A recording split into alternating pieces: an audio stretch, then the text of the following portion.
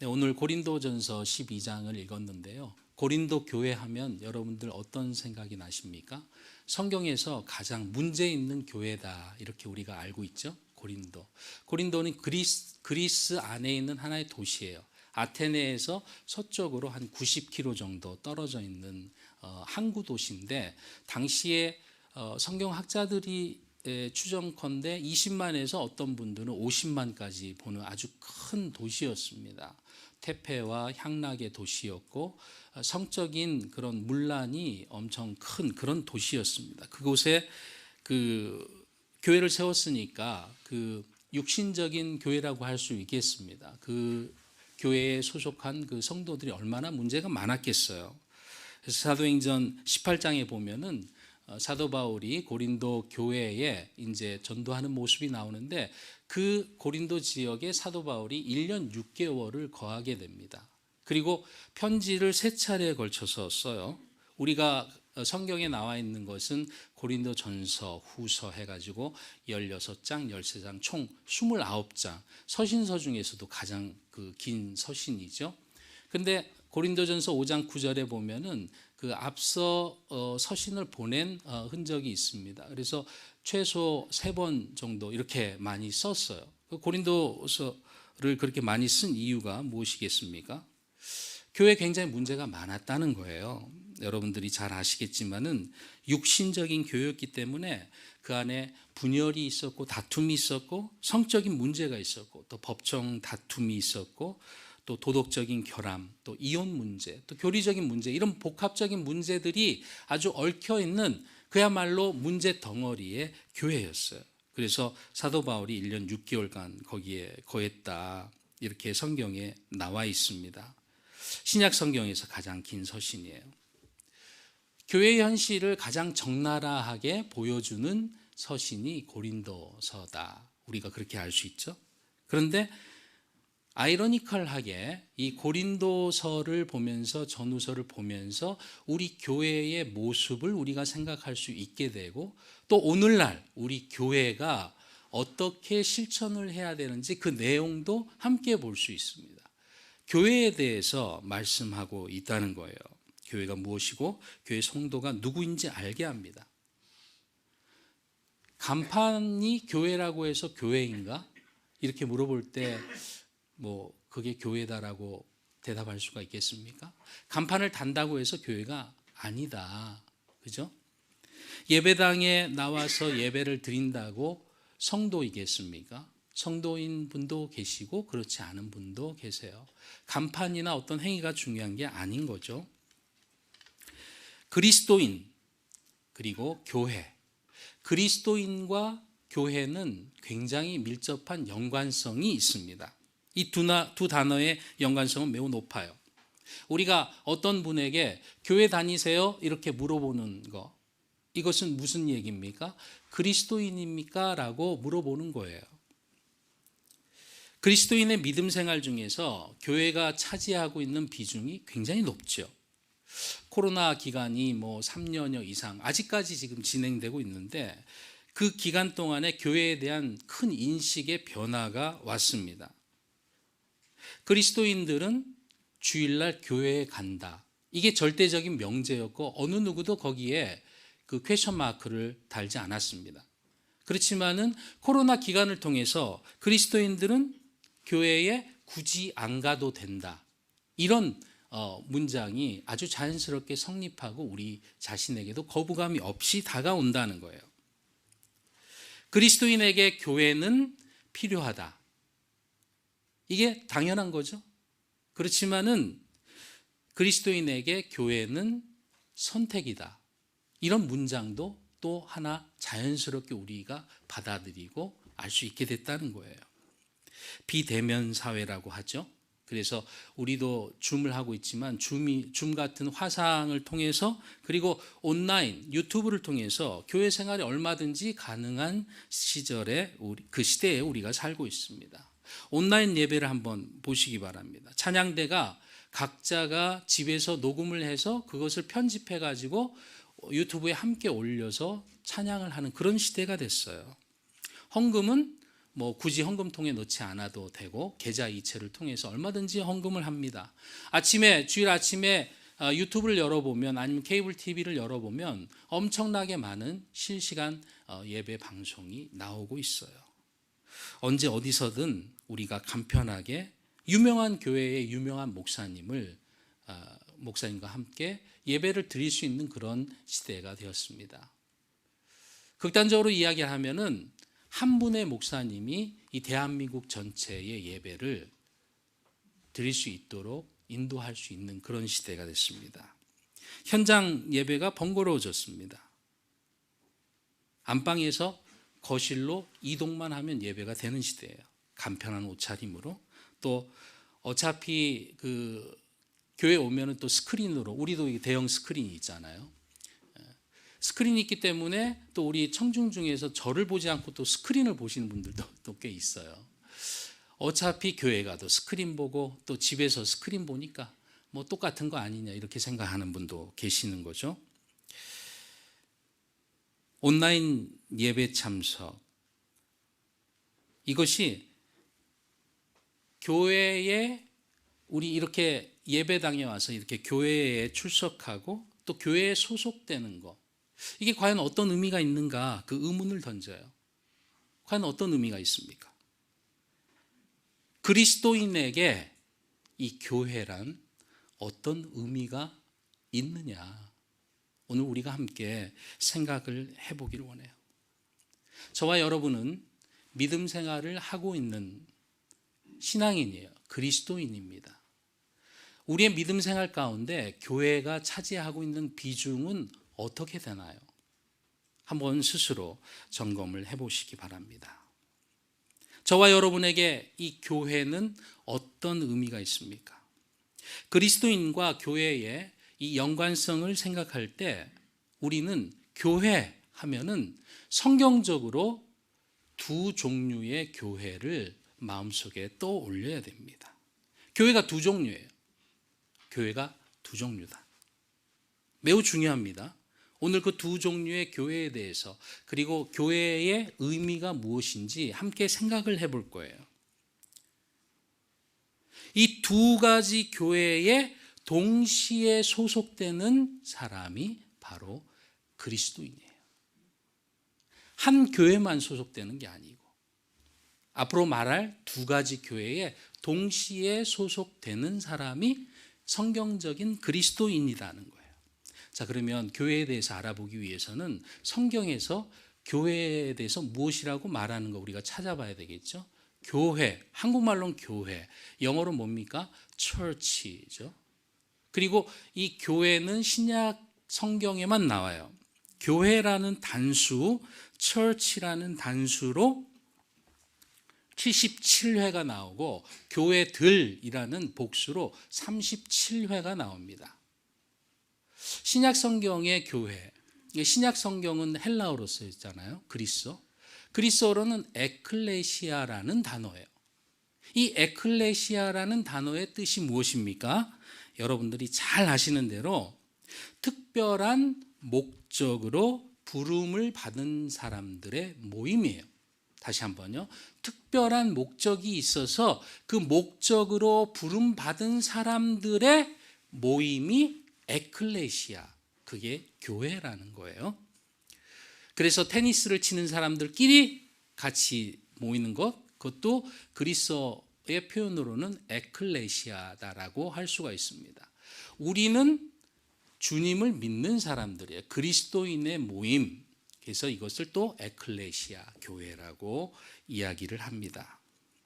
교회라는 이 단어, 이 교회와 연관된 성경 구절을 우리가 찾아보면은 교회에 대해서 하나님께서 무엇라고 말씀하시는지 우리가 당연히 알 수 있겠죠. 성경적인 정의 그리고 교리를 확립할 수가 있습니다.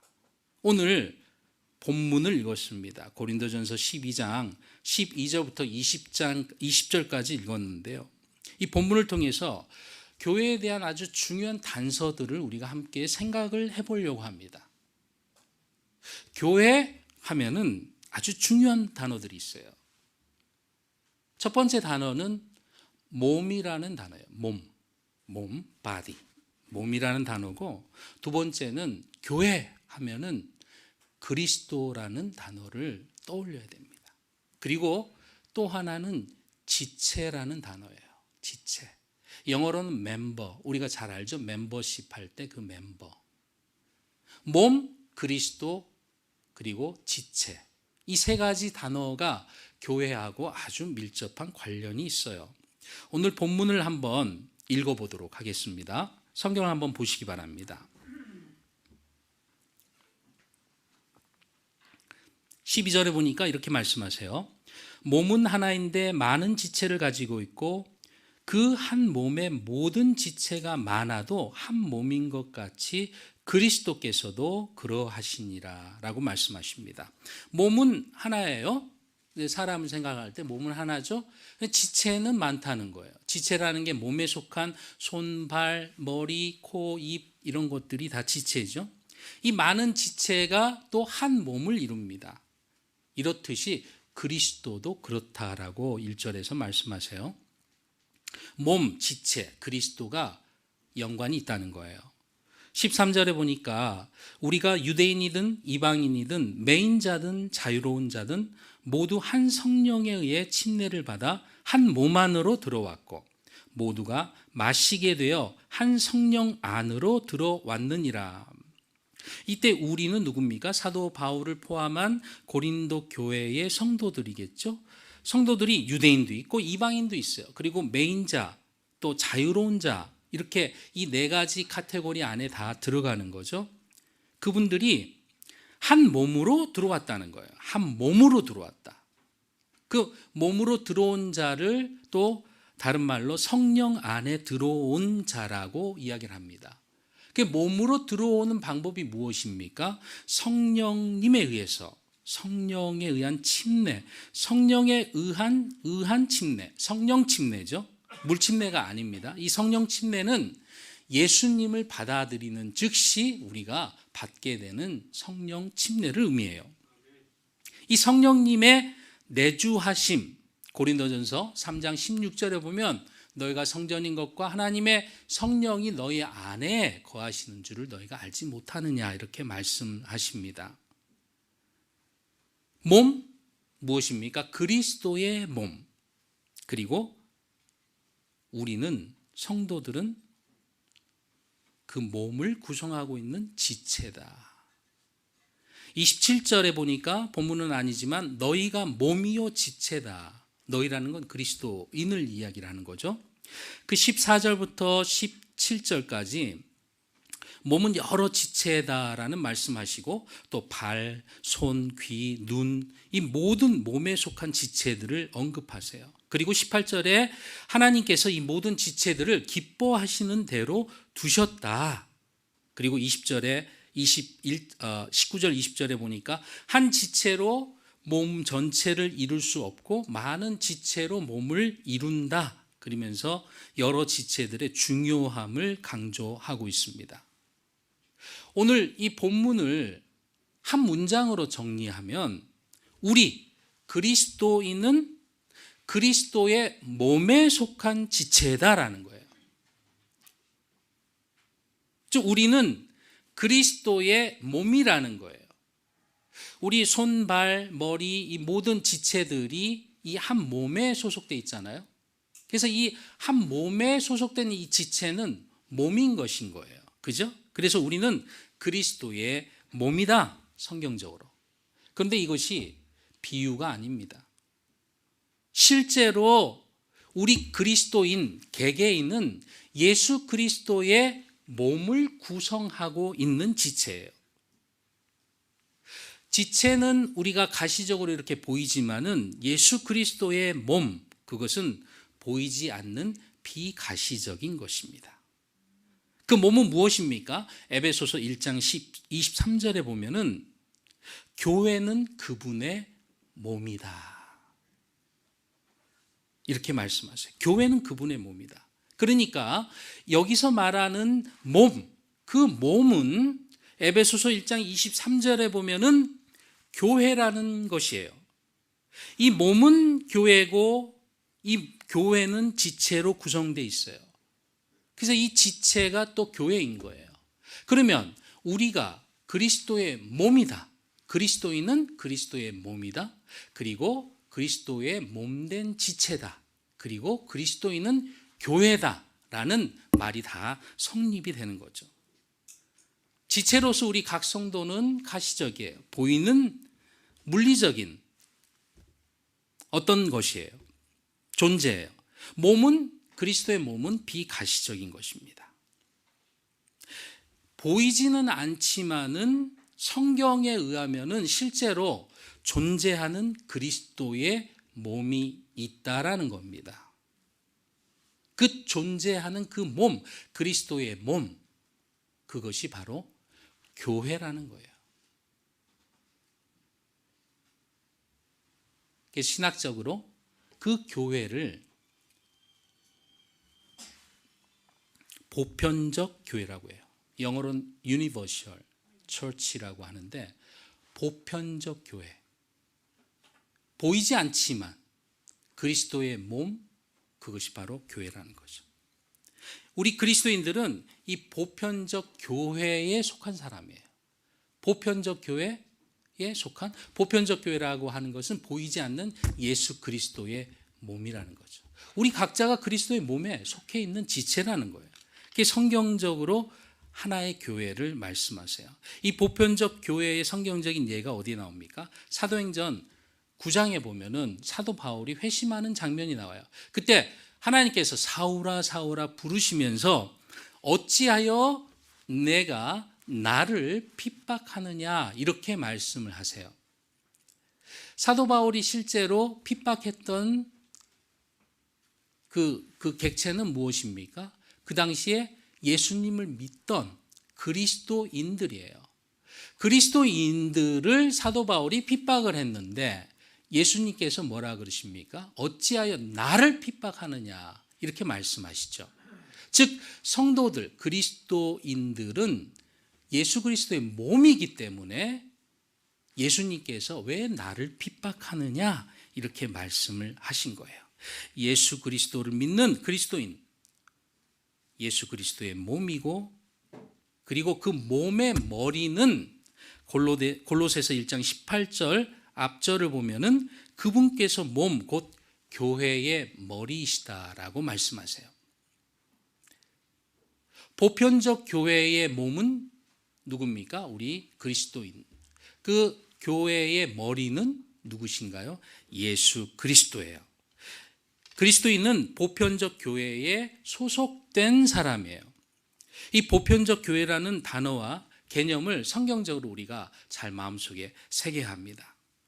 그리고 또 하나의 교회를 보겠습니다. 교회에 대해서 다른 성경 구절을 한번 살펴보기를 원합니다. 잘 들어보시기 바랍니다. 사도행전 9장 31절에 이렇게 말씀하세요.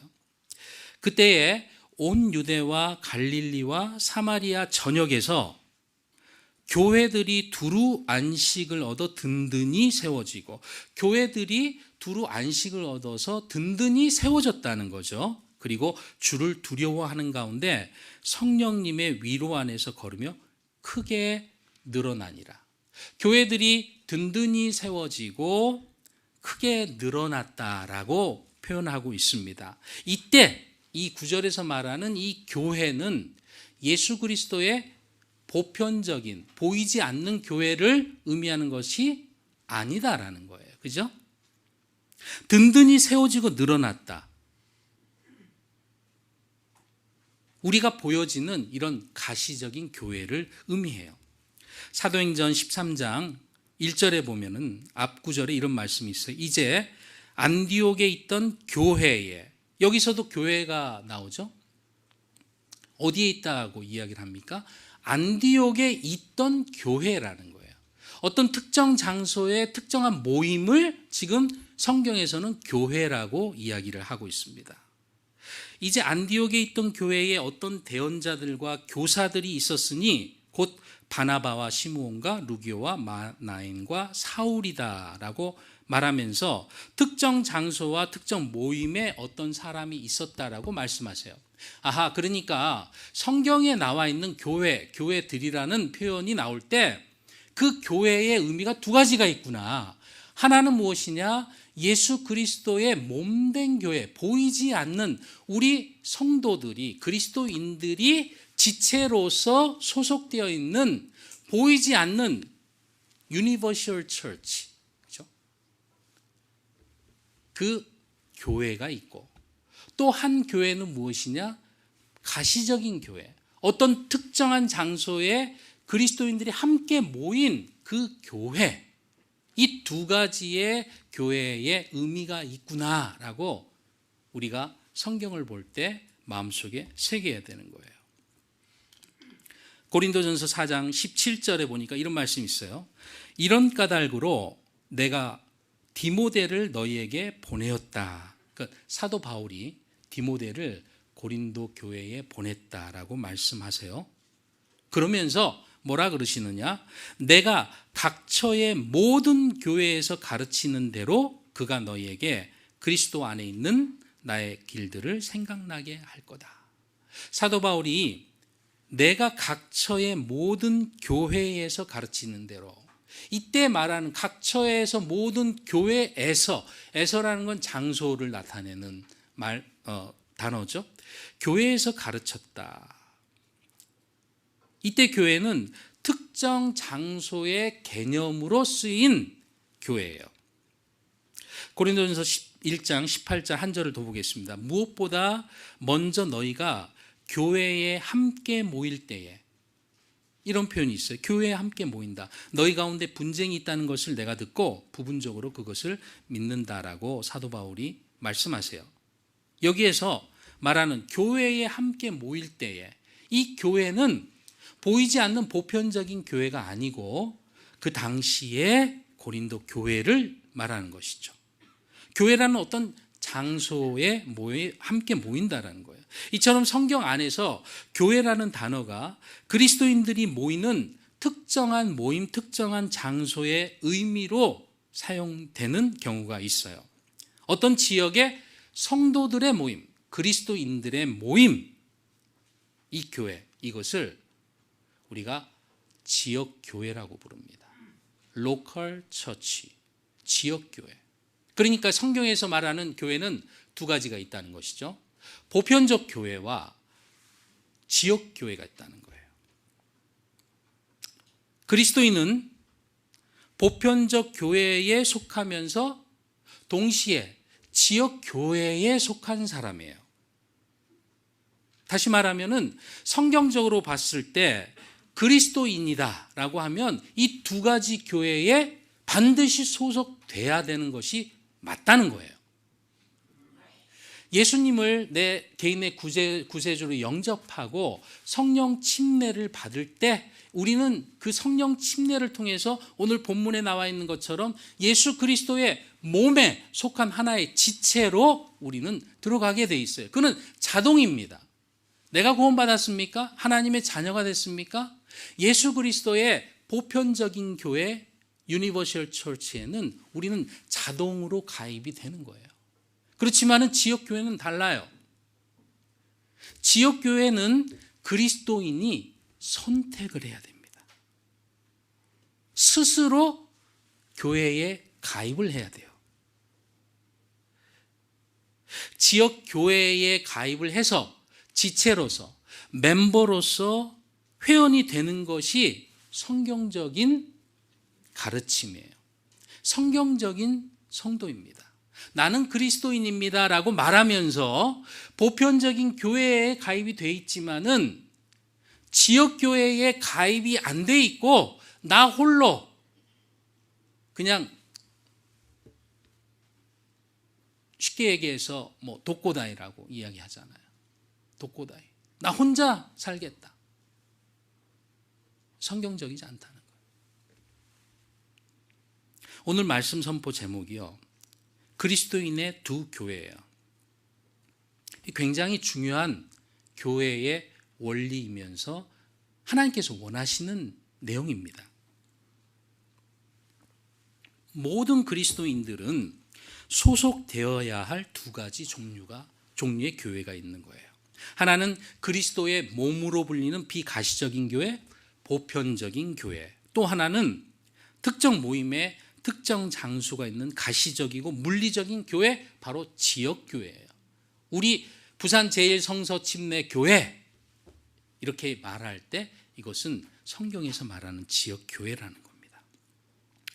코로나 기간을 거치면서 이 지역교회의 개념이 많이 흔들리고 약화됐어요. 대면 자체가 어렵게 되면서 지역교회가 거의 해체 수준으로 내려앉았습니다. 수많은 교회들이 문을 닫았고 있는 교회마저 30% 내지 40%, 어떤 교회는 50% 이상 성도 수가 줄어드는 것이 현실이에요. 집에서 온라인으로 리모컨으로 키보드로 수십 개의 교회를 검색하고 실시간으로 예배를 참석이 가능한 시대라. 이게 어색하지가 않아요. 편안하게 각자의 집이 교회가 돼버렸습니다. 건강상의 이유로 예배를 드릴 수 없는 그런 불가피한 상황은 가능한 거예요. 그렇지만은 일상적인 신앙생활로서 지역교회에 속하지 않는다는 것은 비성경적인 거예요. 여러분들 혹시 아바타 교회라는 그 말을 들어보셨습니까? 이 가상의 공간, 온라인이라는 가상의 공간에 가상의 교회를 만들어요. 그리고 내가 나의 아바타를 선택을 해요. 나의 머리, 피부색, 성격, 옷, 의상, 이 모든 것들을 선택을 할 수가 있습니다. 성격이나 취향이나 이 모든 것들을 선택을 해서 그 아바타로 가상의 공간에서 가상의 교회를 가요. 가서 거기서 가상의 목사로부터 말씀을 듣고 또 거기에서 직접 자신이 아바타로 침례를 받고 세례를 받고 이런 아바타 교회가 있어요. 어떻게 생각하십니까? 이 교회가 과연 성경적이라고 생각을 하시나요? 오늘날 우리가 살아가고 있는 현실이에요. 저와 여러분이 그리스도인입니까? 그러면 반드시 지역 교회에 선택하고 소속되어야 돼요. 그리고 그 지역 교회가 성경적으로 바로 세워져서 주님이 원하는 교회가 되도록 바로 섬기며 세워야 된다는 거예요. 고린도전서 14장 12절에 보니까 이와 같이 너희도 영적 선물들에 열심히 있으니 교회를 세우는 일에 너희가 뛰어날 것을 구하라 라고 말씀하세요. 성령 침례를 통해서 예수 그리스도의 몸으로 들어온 그리스도인들, 그 그리스도인들에게 성령님을 통해서 하나님께서 선물을 주십니다. 왜 주십니까? 바로 지역 교회를 든든히 세우기 위해서 주시는 거예요. 교회를 세운다, 이 세우다라는 단어는 영어로 edify 이렇게 되어 있습니다. 이 세우다라는 이 edify 이 뜻은 무엇이냐면은 영적으로 또 정신적으로 개선하는 거예요. 개선시켜 주는 겁니다. 힘을 북돋아 주는 겁니다. 그것이 바로 성령 하나님께서 우리 그리스도인에게 성령의 선물을 주시는 이유예요. 교회 다니는 사람들은 세 가지 질문에 대답해야 돼요. 교회 다니는 사람 세 가지 질문에 대답해야 됩니다. 저와 여러분이 속으로 한번 대답해 보시기 바랍니다. 첫 번째는 그리스도의 몸에 속해 있습니까? 보편적인 교회에 소속되어 있나요? 이게 첫 번째 질문이에요. 두 번째 질문은 지역 교회에 소속되어 있습니까? 지역 교회에 회원으로 가입을 해서 그 교회를 다니고 계시느냐? 그리고 세 번째로는 그 소속된 지역 교회를 섬기고 있나, 세우고 있느냐? 단순한 관람객은 아닙니까? 교회를 세우기 위해서 내가 해야 될 일이 무엇인가 고민하냐는 거죠. 소속할 만한 지역 교회를 찾기가 너무 힘들어요. 쉽지 않은 세상입니다. 지역 교회를 선택하고 그 마음의 확신이 설 때까지 충분히 살피면서 시간을 보내야 돼요. 한 가지 명확한 사실은 완전한 교회 100% 나의 마음에 맞는 교회는 흡족한 교회는 없다라는 거예요. 누가 그런 얘기를 하더라고요. 완전한 교회가 있다 하더라도 그 교회에 내가 출석하는 순간 그 교회는 완전한 교회가 될 수 없다. 무슨 말인지 알죠? 우리가 다 불완전하기 때문에 그렇습니다. 바른 성경과 바른 교회가 있는, 바른 교리가 있는 교회인가? 그 지역교회 목사는 어떻습니까? 목회 철학은 또 어떤 것입니까? 무엇입니까? 그 지역교회가 지향하고 있는 바가 무엇인가요? 말씀 선포를 통해서 은혜가 되고 있습니까? 교회가 갖고 있는 문화는 어떤가요? 교회가 가지고 있는 세계관은 맞는 것인가? 교회 환경은 어떻습니까? 내가 일상적으로 교회 생활을 할 만한 그런 거리에 위치하고 있나요? 또 그 지역 교회를 이루고 있는 성품, 교인들의 성품은 또 어떻습니까? 이런 여러 가지 그 팩트들을 잘 생각하고 잘 살핀 다음에 결정한 순간이 오면 반드시 결정해야 되는 거예요. 우리 교회만이 완전한 교회다라고 말씀드리는 게 아닙니다. 지역 교회를 선택하고 곰곰이 생각해서 소속되는 게 성경적이다라고 말씀을 드리는 거예요. 지역 교회에 이미 소속되었다면 나는 과연 어떻게 내가 소속된 지역 교회를 섬기고 있는지, 어떻게 에디파이 하는지, 세우고 있는지 생각해 봐야 됩니다. 혹시 교회에 무임승차하고 있지는 않습니까? 그저 왔다 갔다 하고 있지는 않으세요? 섬기고 세우는 일, 대단한 일이 아니에요. 우리 모두가 할 수 있는 일입니다. 교회를 위해서 기도할 수 있습니다. 섬기는 마음으로. 교회에 필요가 있습니까? 지역교회에 필요가 분명히 있어요. 그 필요를 내가 봤을 때 그 필요를 채우고자 하는 그 마음, 그것이 지역교회에 소속된 그리스도인의 특권이자 의무인 거예요. 우리 교회도 필요가 많아요. 지금 찬양대로 섬기실 분들을 찾고 있습니다. 주일 교회 안팎을 소독해 줄 분이 필요해요. 교회 잔디마당을 쓸고 정리할 분들이 필요해요. 아이들을 지켜봐 줄 분들이 필요합니다. 또 현악기를 배워서 음악을 또 풍성하게 해줄 분들이 필요해요. 주일 교회 밖에 금정초등학교가 있는데 그 입구에서 우리 교회 쪽으로 표지판을 세워줄 분들도 필요한 거예요. 또 섬기는 분들을 격려해 주는 분들이 필요해요. 교사가 필요합니다. 찬양 인도자가 필요해요. 방송반에서도 또 사람이 필요해요. 교회 필요가 많습니다. 그 교회의 필요를 채우고 섬기는 것, 그것이 지역교회에 소속된 그리스도인의 특권, 의무라는 거예요. 교회를 또 운영하고 전도하고 선교하고 양육하는 데는 무엇이 필요합니까? 재정이 필요해요. 재정적으로 도움을 주는 것도 굉장히 중요한 것입니다. 아주 가장 기본적인 섬김이에요. 각자의 형편대로 헌금하는 것을 잊지 않아야 됩니다. 중요한 것은 무엇이냐? 내가 교회를 섬기기 위해서, 세우기 위해서 무언가를 하고 있느냐라는 거예요. 이 섬김이 빠진 교회 생활은 자기 중심적으로 될 수밖에 없어요. 자신의 기준에 맞춰야 하기 때문에 만족이 없습니다. 교회 와서 서비스를 받기를 원하기 때문에 뭔가 자기의 눈높이와 다르다면 불편하고 교회가 내 교회가 아닌 것처럼 느껴질 수밖에 없어요. 교회에 불만이 있다는 것, 그것도 마찬가지예요. 지역교회를 선택할 때는 신중하게, 그렇지만 선택했을 때는 그 지역교회에 부족한 것을 내가 채우며 세우는 것이 하나님이 나에게 원하시는 것이다 라고 저와 여러분이 그렇게 생각을 해야 된다는 거예요. 결론의 말씀을 드리겠습니다. 문제가 많은 교회, 고린도 교회를 통해서 우리가 교회를 알아봤어요.